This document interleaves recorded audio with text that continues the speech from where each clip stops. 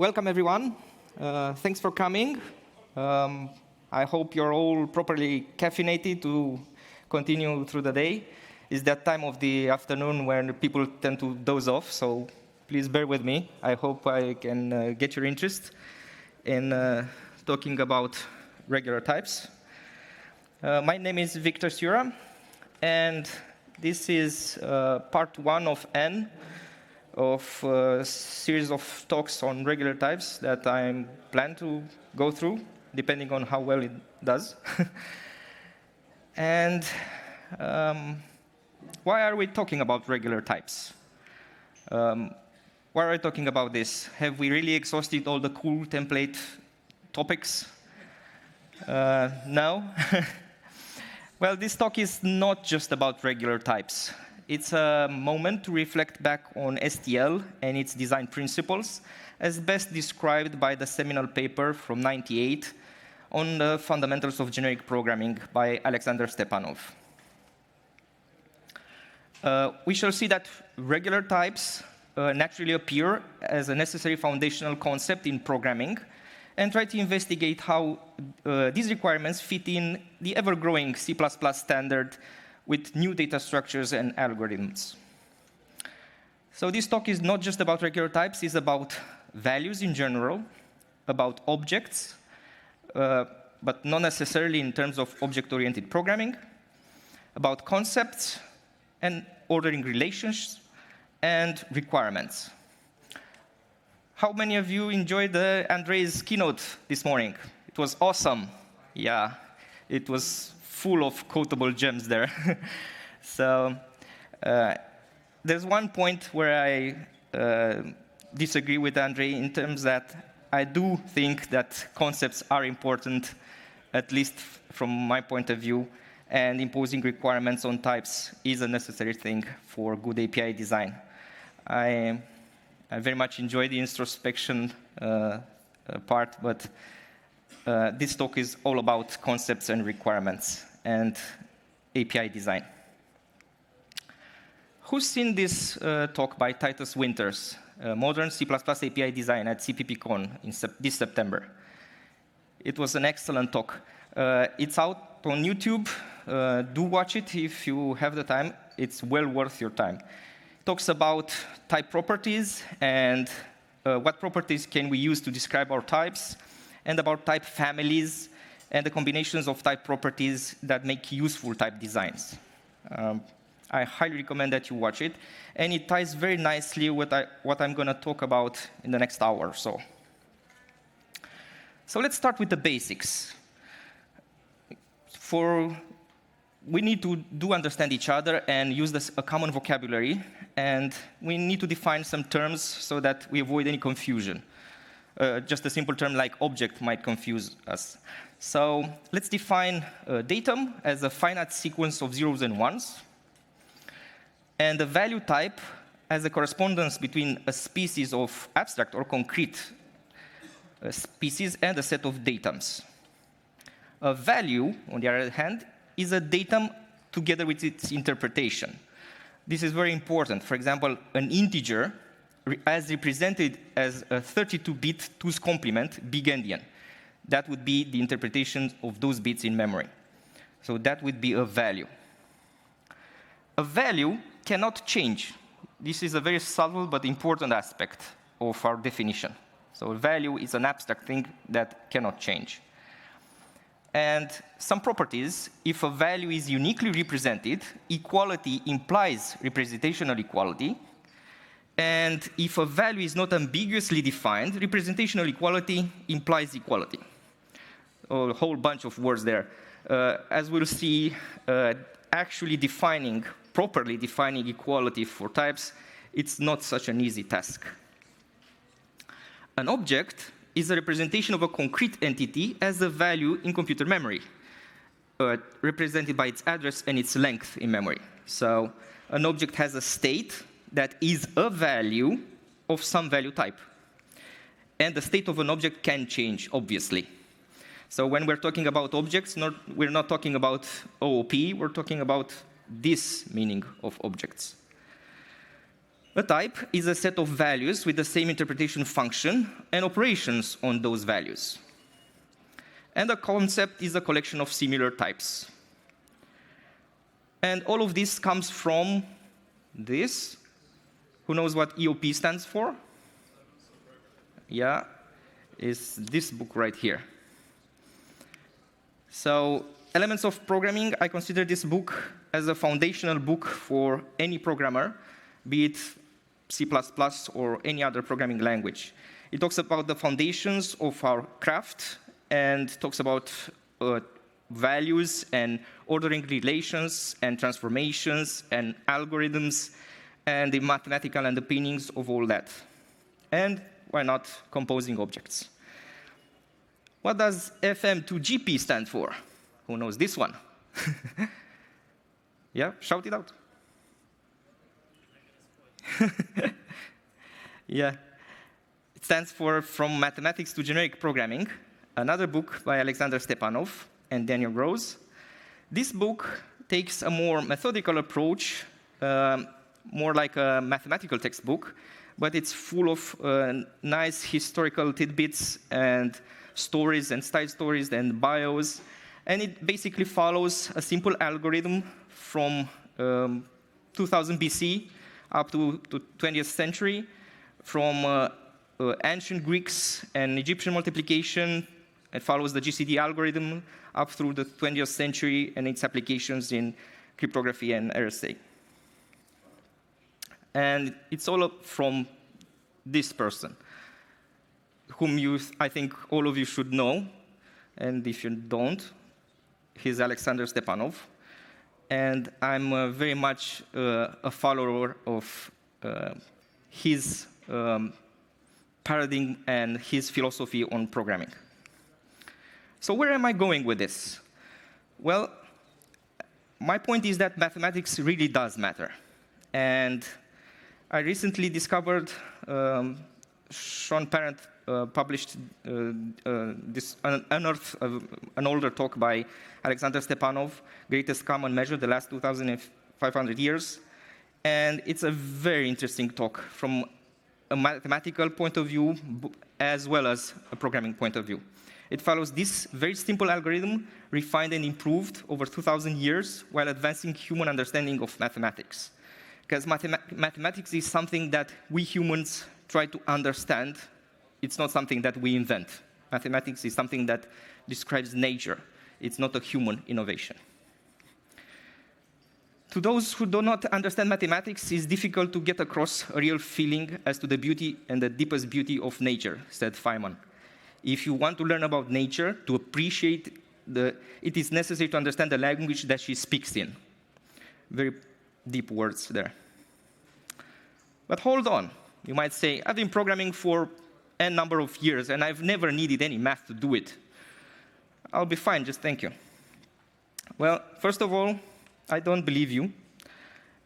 The reason that things just worked out for you is because others have thought long and hard about the mathematical underpinnings and the requirements of the types you're using and on the algorithms you're using, such that the libraries that you use feel natural and intuitive to you.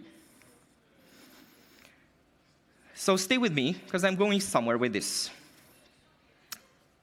If you want to learn more about how we become to be the heirs of such a great mathematical tradition and how mathematics underpins our modern understanding of science and how we approach the scientific method, and that includes programming as well, I do recommend that you follow a fantastic series of lectures by Alexander Stepanov that he did a few years back at A9.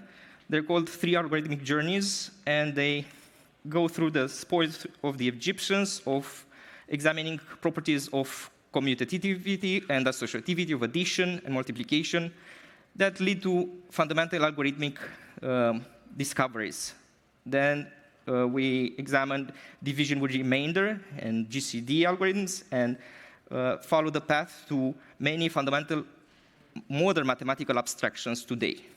And of course, the axioms that underpin modern arithmetics and lead to how we deal with algorithms and the abstraction between algorithms and data structures and how we deal with iterators and ranges.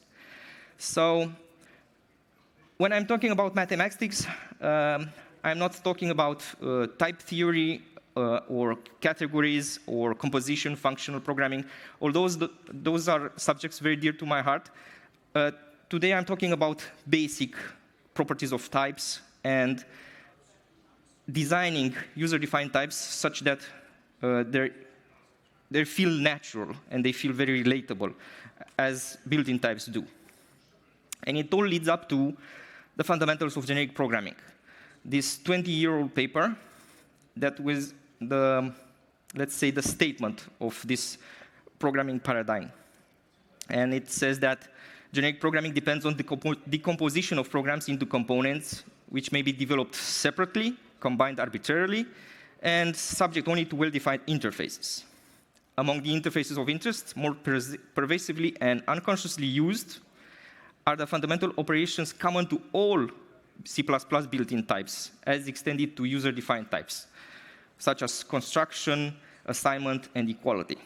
And equality will be something that we'll dwell on quite a few minutes. We must investigate the relations which must hold among these operations to preserve consistency with their semantics and the semantics of the built-in types, such that our types don't infer a totally different semantic under the same syntactical operations. We can produce an axiomization of these operations which yields the required consistency, matches the intuition, and reflects the mathematical expectations. We cannot say plus and mean something different. We cannot say equal or less and mean something totally different. I'm ignoring, of course, string concatenation here. In other words, we want a foundation powerful enough to support any sophisticated programming tasks, but simple and intuitive to reason about. Is simplicity a good goal for us? Because we're C++ programmers. We like complicated stuff. Well, I argue that it is. And I'm going to reference here Kate's keynote from last year here at Meeting C++. And how simplicity is a good goal. Simple code is more readable. Unsurprising code is more maintainable code. Code that moves complexity to abstractions often has less bugs, and usually compilers and library writers take a good care of abstracting away test cases and difficulties from us. And simplicity is not just for beginners. Simplicity requires knowledge of idioms and best practices and domain knowledge. And simplicity is an act of generosity to your colleagues, to your junior members of the team, to your future self. So it's not just about skipping stuff or leaving stuff out. It's about properly defining stuff. On the topic of revisiting regular types, after 20 years from the seminal paper, I would recommend that you read Titus Winter's article on regular types. And it evokes the Anna Karenina principle to designing C++ types, in that good types are all alike. Every poorly designed type is poorly defined in its own way. So I think this essay is both the best up-to-date synthesis on Stepanov's original paper. So if you think the original paper is too difficult to follow, or you need to understand it in a more modern context of C++, this is a great way to get into that. And later on, maybe see the original text as a manifesto to our craft, as well as an investigation on using non-values as if they're regular types. And this is a very important topic that we're going to study more during this talk. This analysis provides with some basis on evaluating non-owning reference parameter types, like string view or span, in a practical fashion, without disregarding regular type design. Because we want to use the modern facilities that help us achieve performance or some task, or give us some syntactic sugar and expressivity. But at the same time, we don't want to lose any rigor that comes with defining improper types that don't behave regularly. So let's go back to the roots of STL and its design principles. And I'm going to reference here another talk by Stepanov. As you might gather by now, I'm a big fan. It's a longer talk. When you have the time, I do encourage you to see it. And I think you will think differently after watching it. I'll try to summarize some of the points he makes during that talk. Fundamental principles. Systematically identifying and organizing useful algorithms and data structures. Obviously. Finding the most general representation of algorithms. We sometimes fail at that. Using whole-part value semantics for data structures. We horribly fail at that usually.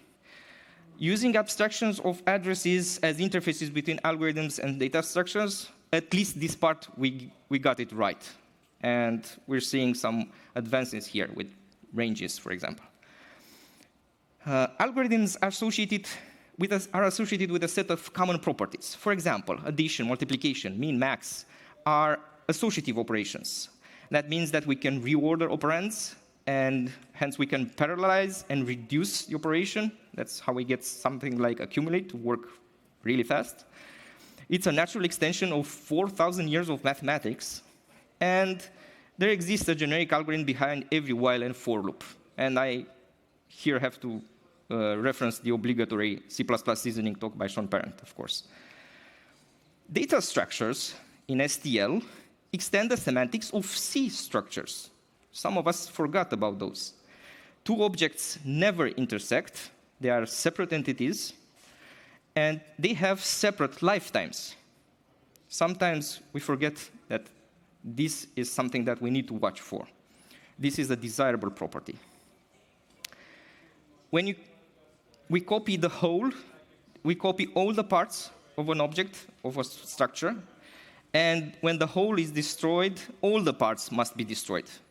And two things are equal when they have the same number of parts and their corresponding parts are equal. Defining equality is hard. Of course, generic programming has its drawbacks. You have the occasional abstraction penalty. That's rarely the case, but it happens. You have the implementation in the interface, templates. What are you going to do? You have the early binding, the horrible error messages, because we don't have a formal specification of interfaces yet.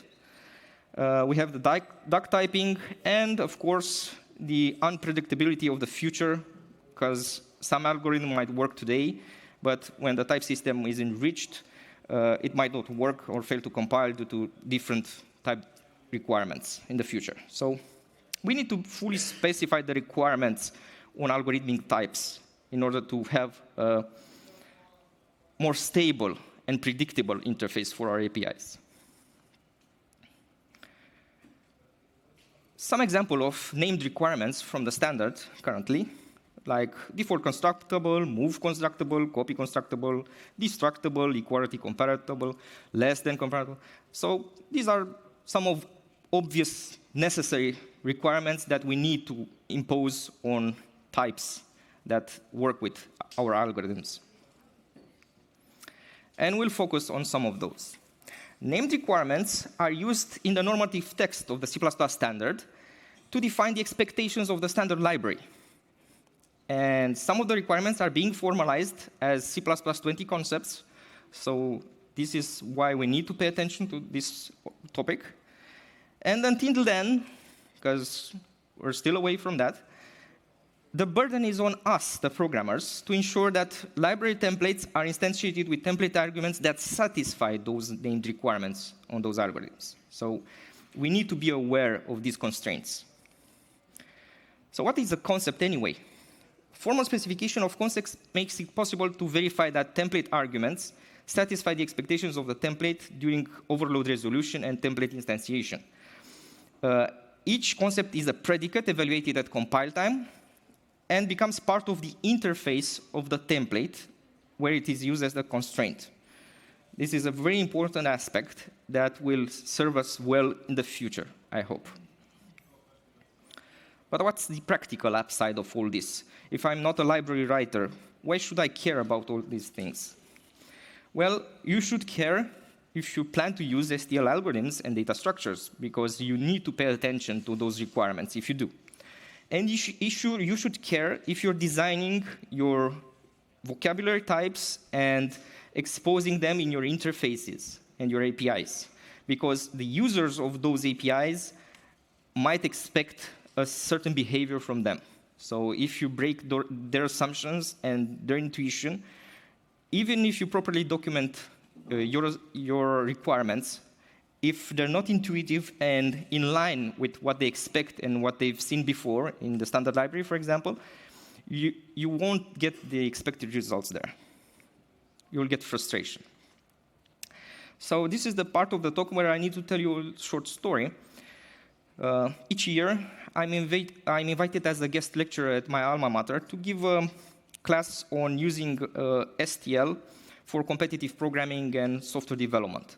So each year, I'm faced with some students that fail to understand and are surprised by the weird behavior they see when using the STL with their user-defined types or their custom predicates for doing certain operations. When they define their custom predicates or custom comparison operations, or they define some weird types of their own.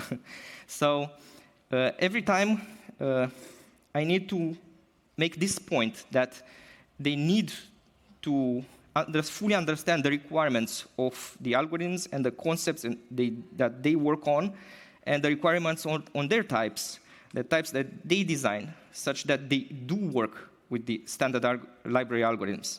Just because an algorithm is in the standard library doesn't mean that it works for all types and in any circumstances, no matter what predicate you provide to those algorithms. So, as I did with them, let me explore one popular STL algorithm and its requirements. And of course, this would be std sort, because it's the most sought-after algorithm in their toolbox. Sort requires the compare concept. A compare is a binary predicate, which is in turn a predicate. You see the concepts form a hierarchy here. So it's a predicate, which is a function object, which is a callable, basically. And why is this so special, the compare predicate, compares concept? Because over 50 STL facilities, algorithms, and data structures expect some kind of compare type. So we should care about this. One simple example is the sort algorithm that expects some compare predicate there as the third parameter. So it's a binary predicate. So it has to have 2 parameters and return some kind of Boolean value. But what kind of ordering relationship is needed for the elements of the collection, such that this concept and the algorithms that sorts the elements actually work? First-hand approximation, our intuition would say that we need some kind of ordering relationship that is irreflexive. When comparing A to A, should always yield false, not spontaneously agree on some value. Anti-symmetric, if compare A and B yields true, then B compared to A should yield false. And should be transitive, because we need to compare multiple elements. That sounds about intuitive. But is it enough? This is, by the way, what constitutes formally a partial ordering. Bunch of mathematical notation right there. So hope I'm not losing anybody. Let's see a simple, very, very simple example, textbook example. Let's sort a vector of strings. We can sort it by not specifying a predicate, just works somehow. We can be explicit about it and use the standard less predicate for strings. We can provide a stateless lambda for comparing strings using the less than operator for standard strings. We can provide a custom predicate that does case-insensitive compare by some kind of implementation using some kind of CRT or operating system primitive. Looks good. Looks okay. Oh, textbook. But what if we take a collection of 2D points and try to sort those by some criteria? This is actually something that I've seen. I'll tell you later about the reference to this predicate. But let's say we have this criteria for sorting our 2D points. Who thinks this is a good predicate? Is this a good predicate to sort 2D points? Anybody? Shout out at me. There's a 50-50 chance you get it. Okay? Let's see it graphically. I've actually used this picture before. So let's see if this thing works. No, doesn't work. So we have 3 points there. We have the relationships between them, x1 less than x2, y1 greater than y2. Basically, it just describes what you see in the picture there. So I've rewritten the same predicate so you can see it in relation to the picture. So this is our previous predicate.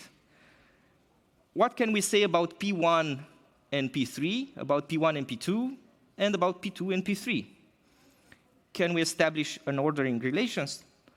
According to our predicate, of course. Well, according to our predicate, P1 is definitely less than P3. By less, we mean that criteria. But P1 and P2, and P1 and P3, you see them in red lines there, we cannot say for sure, because P1 has a greater y coordinate, but a smaller x coordinate. So we can decide which one is more important, according to that criteria. So we say that P2 and P3 are ordered because our comparison function yields true in the direction P2, P3, but yields false in P3, P2. But P1, P2, and P1, P3 are unordered according to our predicate because they both yield false according to our lambda, our provided predicate. It's very easy to see with the picture above it. Any questions here? Is it obvious does the picture help? Okay. So we introduce here definition. If both comparison AB yields false and BA yields false, like in our case, the P1, P2, and P1, P3, the red lines, we say that A and B are equivalent because we cannot decide which one goes first. According to our predicate, they are equivalent. So we say that P2, P1 are equivalent, and P1, P3 are equivalent, but P2 is definitely less than P3. So we cannot properly establish an ordering relationship because we don't know how to order those elements. So partial ordering is not enough in this case. Compare needs a stronger constraint than partial ordering. So we need something like strict weak ordering, that is partial ordering plus transitivity of equivalence. What do I mean about that? Well, equivalence, we've seen the definition. So transitivity of equivalence means that if A and B are equivalent and B and C are equivalent, then A and C are equivalent. So pretty easy there. So we just plug that rule to the original set of axioms, and we get strict weak ordering. And if we apply this strict weak ordering relationship, we can see that our original predicate does not meet that requirement. So comp induces a strict total ordering on the equivalence classes determined by the equivalent function. That will be the math talk to express this. So the equivalence relations and its equivalent classes partition the elements of the set and are totally ordered by less than operator. Again, we're describing formally what we've seen intuitively and in our very simple example there. Let's refine that predicate a little bit. And this time around, let's take a predicate that compares the distance from the origin of the Cartesian system of coordinates there. So basically, I'm translating what's there. Basically, we're ordering by how far from the origin the points are. Is this a good predicate for comparing 2D points? Does this satisfy all the requirements that we have for strict weak ordering? Anybody? No? If you're okay with all points on a circle being yes. That's the predicate that I've chosen. So if I'm okay with that, at least it behaves consistently. So, so it does meet all the requirements. It's a wanky criteria to compare points, but yeah, it works. It's just a weird criteria. How about another one? Here if the x's of the points are less, we return true. Otherwise, in case of equivalence on the x-coordinate, we compare the y-coordinate. So we firstly compare the x's, and if none of the if paths are taken, that means the x's are equal in this case, because they're integers.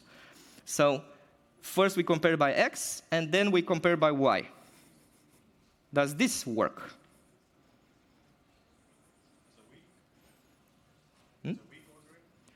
It is. It is. So it does work. How would you call this ordering? It does have a name. Not in the context of points anyway, but it does have a name.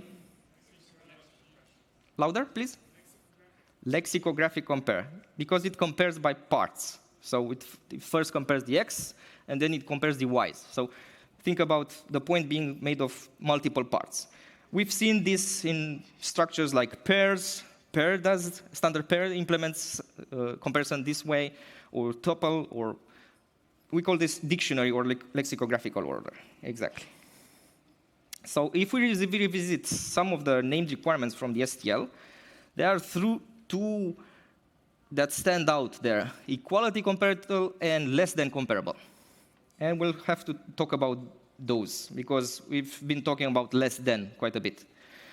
Again, we need to define semi-regular in terms of mathematical expectations as constructible, move constructible, copy constructible, blah, blah, blah, blah, blah, blah, and destructible. Pretty simple requirements there. And regular, as in Stepanov regular, so that we're not confused about what regular means, semi-regular plus equality comparable. So this would be our definition. STL assumes equality is always defined, or at least an equivalence relations. STL assumes regular data structure, as we've seen in the original statement, or the original paper. So if we rewrite the previous axioms in terms of less than, instead of our custom comp function, we get this set of rules that the STL requires for something to be less than comparable. So it's basically the exact same table. I've just replaced comp with less than. And for equality comparable, this is where things get a little tricky, because now we require reflexivity instead of irreflexivity, symmetry in terms of anti-symmetry, and of course transitivity. That's intuitive. So types must work with operator equal and should have standard semantics. And here I could easily have a rant on syntax, meaning if something is syntactically true, it must also be semantically true. So we cannot make any syntactical notation and mean something different. So equality versus equivalence. For the types that are both equality comparable and less than comparable, C++ standard library makes a clear distinction between equality and equivalence, where we define equality and equivalence as we've seen before. And equality, of course, is a special case of equivalence, obviously. And is at the same time an equivalence relations and a partial order. These are just consequences of those axioms that we've seen, if we put those together. Logicians might define equality with the following equivalence, like A is equal to B if for any predicate, that predicate applied to those elements yields the same value. But this definition is not very practical for us. It's too abstract. So defining equality is difficult. Ultimately, Stepanov produces the following definition. Two objects are equal if their corresponding parts are equal, applied recursively, of course, including remote parts, but not comparing their addresses, excluding inessential components, and excluding components which identify related objects. Ugh. Too complicated. Mandatory slide. Who here is still on a very old compiler? I'm not shaming you, I'm just curious. How about C++ 11? Better. 14? Okay. 17? Ooh. 20? No, just kidding. Okay. If we're talking about C++ 20, let's talk a little bit about the three-way comparison or the spaceship operator, because it ties in very nicely with the equality and less than comparable concepts. It's all about bringing consistent comparison operations. These are the operations. So the spaceship operator yields less than 0 if A is less than B, greater than 0 and equal to 0 if they're equal or equivalent. Pretty straightforward. The comparison categories for the spaceship operator are it's all about the relationship strengths, are very interconnected, and you can pretty much choose how you can define the semantics of the ordering of your value types when you define this operator for your value type. So you can choose the strength at which you want to specify this relationship. I'm not going to go into too much detail about this. I do have some references if you want to dig into it. Very recently, the meetup for the ISO C++ committee in San Diego this November, there were actually 11 papers trying to fix operators, the spaceship operator. I'm trying to make a point here. It's a feature that's not even in the standard yet. And there are already 11 papers trying to fix issues with it. These include performance impacts on using operator spaceship for equality. If we need just fast equality comparison, do we really need all those other checks for less than, greater than, to be all jumped into the same comparison function? So performance is a big issue. Actual practical use, another paper, in generic code, for example, actually being able to use it intuitively in generic code. This paper tries to address that. Intuitive default ordering for the operations, and this ties into the relationship strength between that you can define in your operator. And of course, the effect this would have on the standard library. This is another paper. Of course, I would love to see operator spaceship implemented for the standard library types like string view, optional span, and etc. But we do need to be careful. I think it's too early, and we don't have enough experience with it yet to see pitfalls and mistakes that we can make. I think the recent discussions around this at the latest standards committee meeting are proof that we need to be careful when designing even simple, apparently simple things like the spaceship operator. It's deceptively simple, let's say that. I like this tweet by Titus Winters about the recent developments in the standards committee. Type design over time, why you can't safely infer semantics from syntax. So you really have to mean what the syntax shows you. And let's talk about more concrete stuff. That's stuff that we can actually use right now. Standard optional. You can have either a value or not a value, possibly an answer, an object with delayed initialization, and you can use it as a common vocabulary type for those cases that you need to raise the level of abstraction and make it easier for others to understand what your code is doing. So it definitely makes error checking way more intuitive. It extends the T's ordering operations. That's why I'm talking about this, because I'm talking all about equivalence and ordering relations. So optional of T extends the ordering operations of T. an empty optional always compares less than any optional that contains a t. This is also important if you need to have an intuitive comparison. And you can use it in all contexts basically as if it were a t. That's what it's designed for. As I said, writing error-checking code is way more easy. You can use it as a vocabulary type to simplify code and compose functions easily. So where is this going? Anything we can improve on std optional as it's currently defined? Well, I call this the Simon Brand slide for obvious reasons. I encourage you to read his blog post about the monadic optional. There's also a proposal for this. You can look it up. I don't think I have the link for the proposal here. So it basically proposes adding a monadic interface with and then or else for chaining operations on optionals. Very much inspired from languages like Haskell and the bind operations as well. So if you want to read more, I do encourage you to go to Simon's blog there. What about optional of tref? Hold your tomatoes there.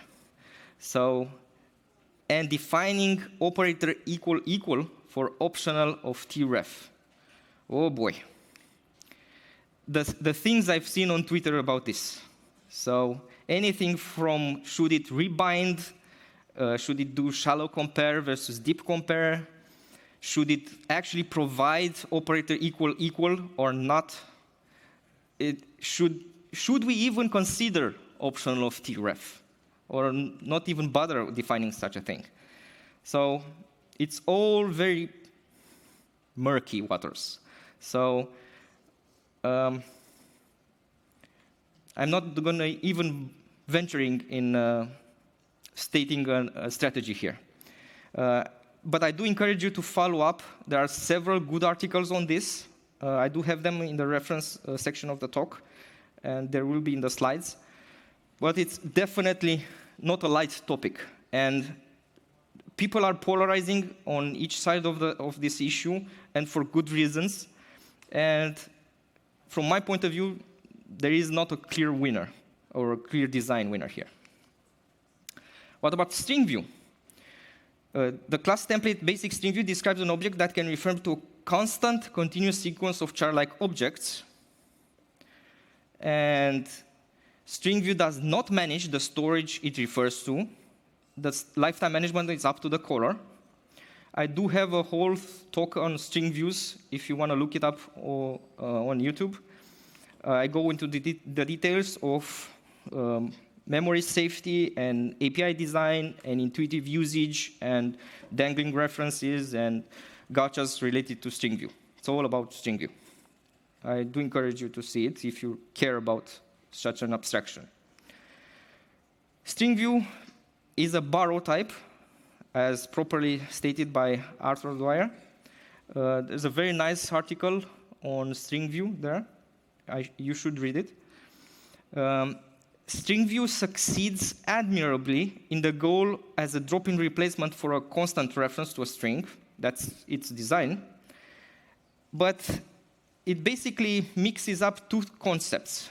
We have traditionally object types that are references and value types in our type system. We're used to that.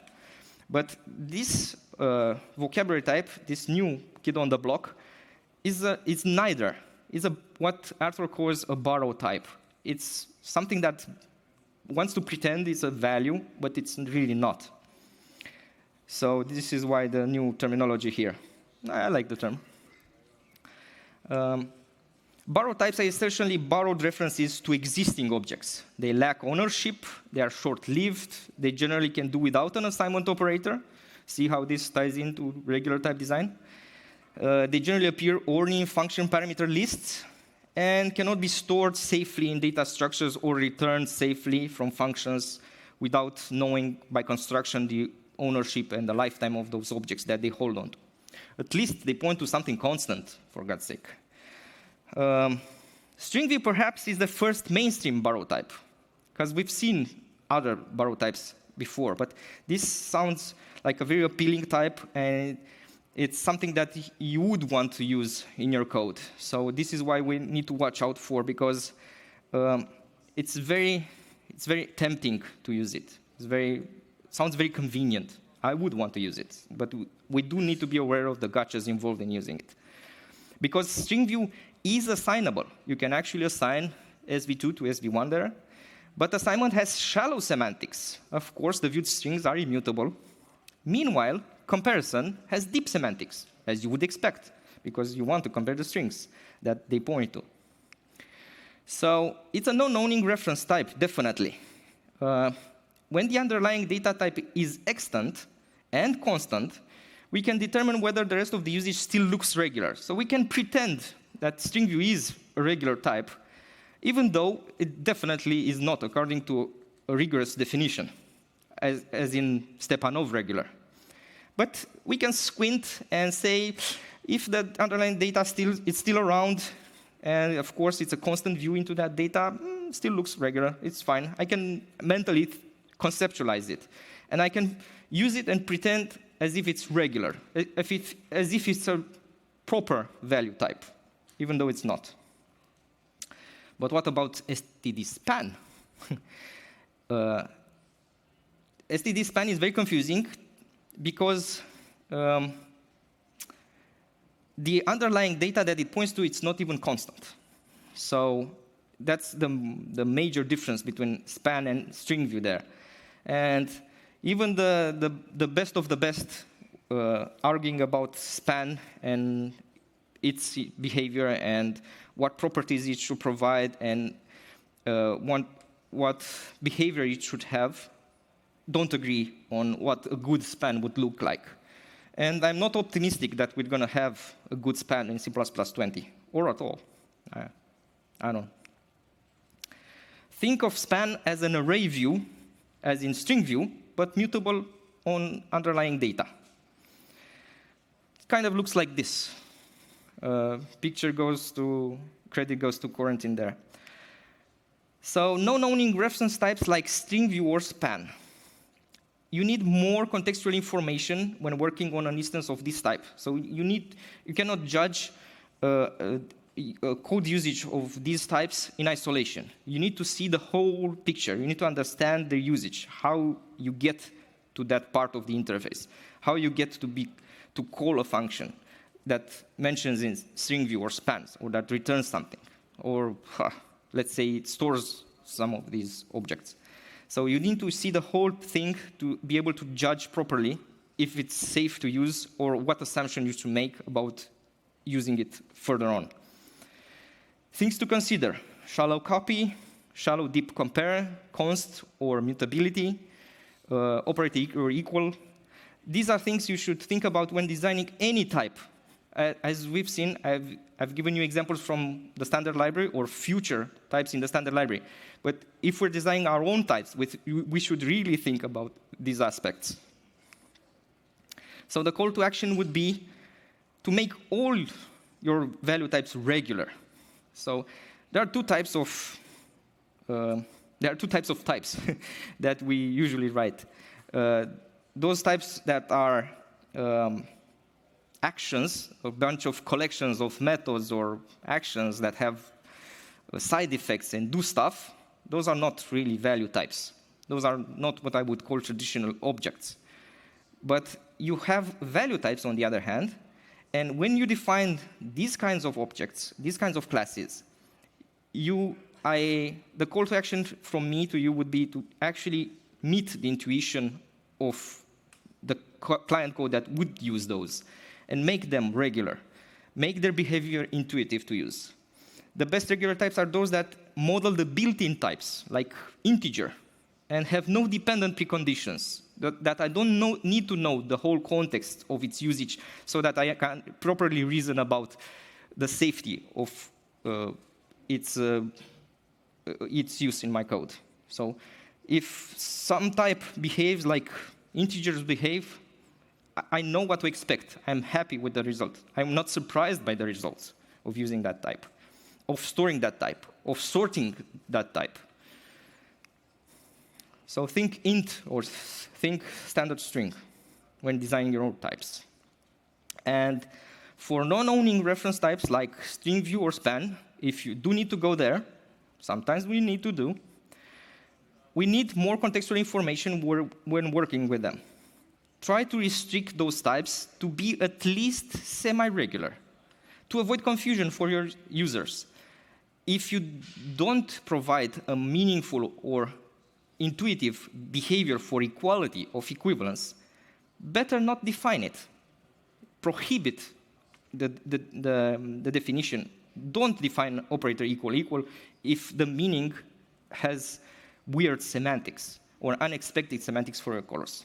So better restrict yourself to defining semi-regular types and be explicit about it. I'm not defining equality for this type.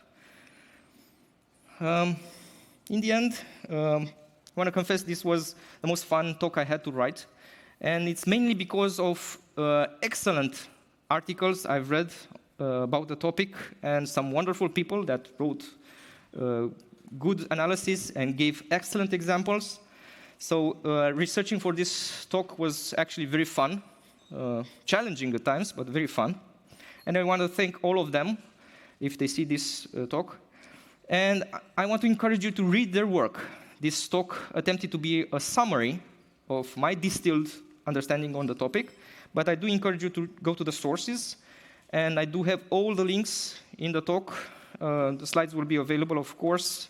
I'm going to go quickly through those, the original papers, the books, of course, Titus's article that I referenced, Corentin's article on span, Christopher Di Bella, Tony Van Erd, talk on articles on regulars, Simon's articles on optionals and the spaceship operator and expected, Arthur's O'Dwyer's.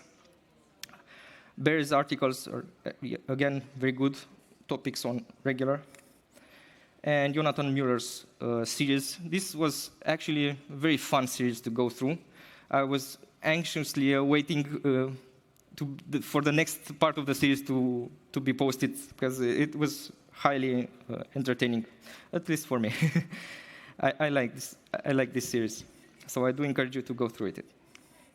So this is why I care about regular types, and if you have questions, thank you.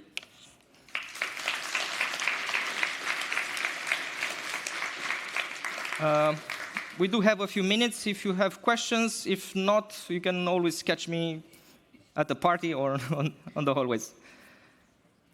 If you do have questions, line up to the mic if you can. Otherwise, I'll repeat the question. Anything? Objections? It's all too mathematical. Yeah. I get that reaction with students too.